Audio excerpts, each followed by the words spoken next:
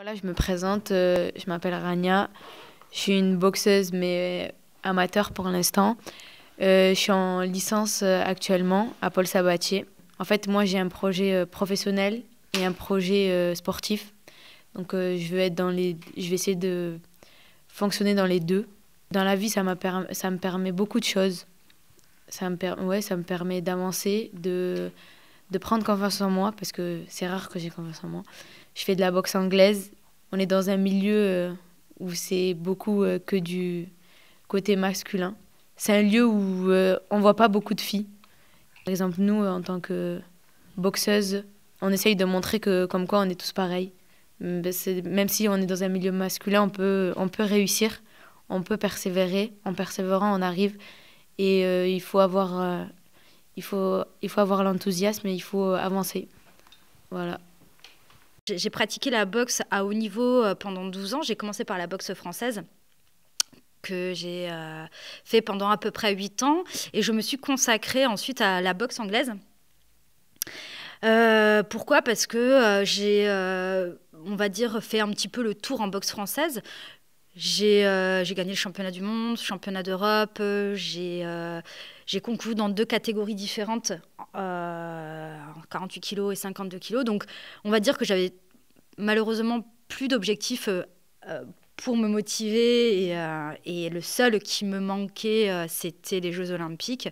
Et la boxe française n'est pas représentée aux Jeux Olympiques. Du coup, j'ai tenté l'aventure de la boxe anglaise en me disant, en tentant et en me disant que j'atteindrais les jeux.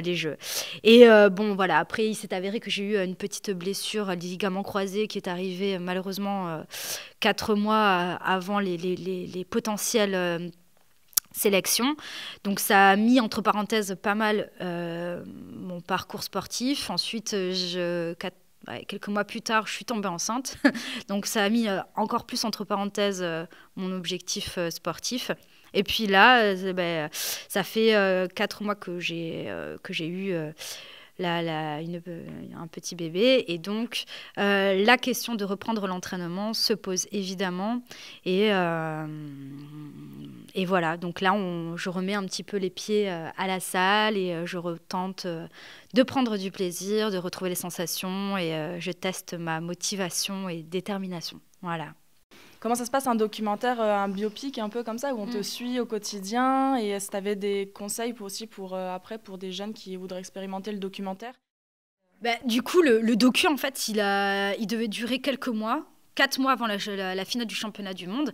En fait, ça a été un concours de circonstances. La personne qui a réalisé le film, Nicolas Gaillard, était étudiant à l'ESSAV et il avait un projet de fin d'année à produire. Et donc, il s'est présenté à la salle en se disant tiens, il y en a une qui va faire le championnat du monde, est-ce que ça serait pas chouette comme projet de la suivre ? Évidemment, il m'en a parlé. Et moi, ça me dérangeait pas, mais je voulais juste pas que la caméra elle soit intrusive et que je la sente. Voilà. Et en fait, Nico, en fait, je sentais plus sa caméra. Je l'oubliais complètement. Et les 4 mois se sont écoulés. La première année, la deuxième année, ça a duré 5 ans. Et pendant 5 ans, en fait, il a suivi, alors évidemment, c'était pas du temps plein, mais sur des périodes de compétition ou des instants de vie, où il venait, me suivait, et c'est devenu un ami. Et donc, du coup, le fait que ce soit devenu un ami faisait que j'oubliais encore plus la caméra. Et il y avait voilà, une forme d'instantané qu'il a pu capter parce que ce lien aussi était là.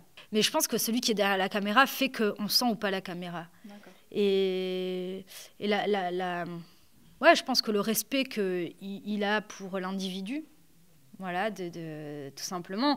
Et il a respecté ce côté privé que j'avais envie parfois, dont j'avais besoin parfois. Et donc, t'accordes ta confiance plus facilement quand tu sens que la personne qui est derrière la caméra respecte ça, ce périmètre un peu privé. Voilà. C'est quelque chose que j'ai, en tout cas, bien vécu parce que cette personne qui était derrière la caméra faisait en sorte que je le vive bien aussi.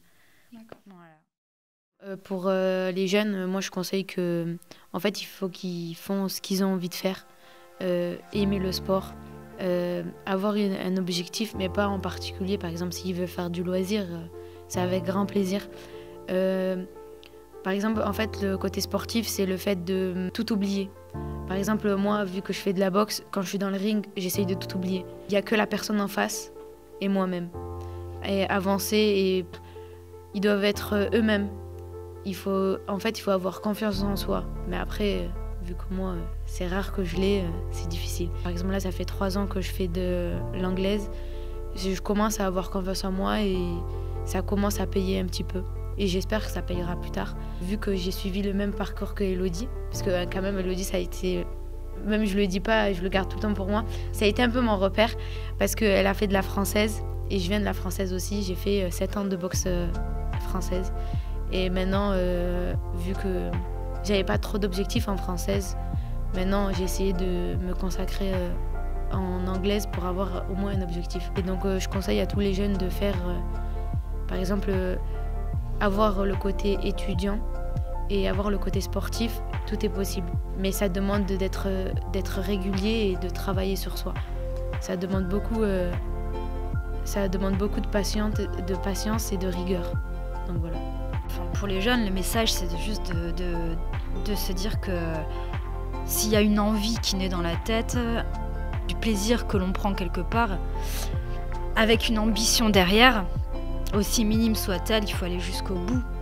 Et certes, il y a des parcours qui sont exemplaires et on se dit que ça n'arrive qu'aux autres, mais c'est pas le cas en fait. Et juste se donner, ça peut être un peu barbant de dire ça, mais se donner réellement les moyens. Rien n'est impossible, c'est vrai. Et il y a parfois c'est douloureux, parfois c'est dur, parfois on a envie d'autre chose, quel que soit le projet, hein, qu'il soit sportif, qu'il soit culturel ou autre. À partir du moment, je crois, vraiment, où on a ce souhait d'atteindre le but, l'objectif, tout est permis. Voilà. Et c'est en ça qu'il faut croire, au fait que rien ne soit inaccessible. Ma plus grande fierté, moi je pense, c'est montrer à mes parents que, par exemple, la boxe, vu que, on va prendre l'exemple de la boxe, vu que avant je n'aimais pas du tout la boxe, parce que c'était un long parcours, je voulais pas y aller, je pleurais pour pas y aller. Mais maintenant je suis en anglaise et je veux montrer que tout est possible, même si je viens d'arriver. Ça c'est ma plus grande fierté et ça restera mes parents ma plus grande fierté. Moi, en tout cas, j'éprouve la fierté d'avoir atteint tous les objectifs que je m'étais fixés. Voilà. Et je suis fière de dire que j'ai eu du mal à le dire, mais parce que pendant très longtemps, je ne l'ai pas ressenti, cette fierté. Mais aujourd'hui, je suis fière de dire, avec du recul, que je suis championne du monde. Je l'ai eu été. Non, mais que j'ai gagné les championnats du monde, les championnats d'Europe, et que ce parcours en fait sportif, il est abouti. Voilà. Et aujourd'hui, c'est une belle sensation de fierté que j'ai par rapport à tout ça, qui s'est construit dans le temps, quoi, mais qui est là aujourd'hui.